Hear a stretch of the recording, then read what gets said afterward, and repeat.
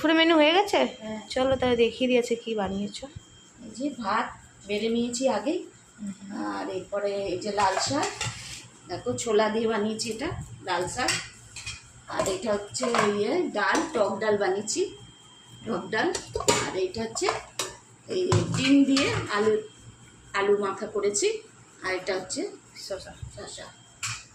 কি দিয়ে খাবে আগে? লাল শাক দিয়ে। লাল শাক খাই। আমাকে অল্প দাও। কেন ব্যাস। খাও? না এত খাবো না আমি। এই যে লাল শাক দিয়ে খাই বন্ধুরা আমরা, যে ছোলা দিয়ে বানিয়েছে লাল শাকটা। হ্যাঁ, অনেকে বাদাম দিয়ে একদিন বানিয়েছিলাম, আবার ছোলা দিয়ে আজকে বানানো।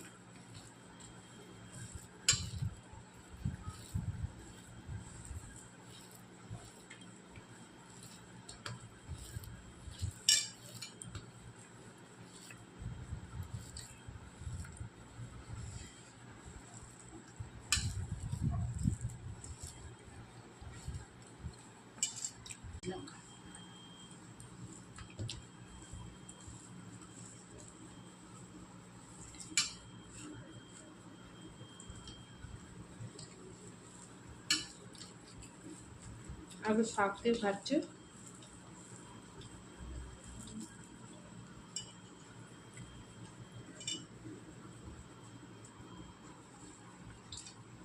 আপনি দিচ্ছ চোখা ব্যাস আর কিছু নেই এর সাথে। सारे परवल को धोकर काट देती है और बड़ी सी कढ़ाई भरकर भरवा परवल बनाती है। थोड़ी देर में राशि दाल चावल और भरवा परवल बनाकर डाइनिंग टेबल पर लगा देती है और सभी को खाना काफी पसंद आता है। কোনটা? হ্যাঁ চোখে নষ্ট হয়ে যাবে। আর দেখো और नहीं डाल देना। इसमें जो ये भरवा परवल में मसाला डाला है ना, बड़ा ही चटपटा है। उससे ऐसे ही भरवा परवल बनाना तो জল দাও না, বেশ গাঢ় হয়ে গেছে ডালটা।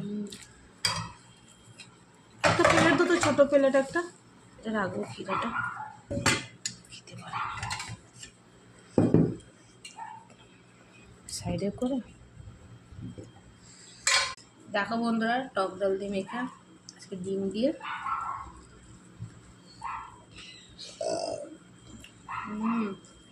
ভালো লাগছে। আলু চোখা একটু আলাদাই বাচ্চা ইচ্ছা করে।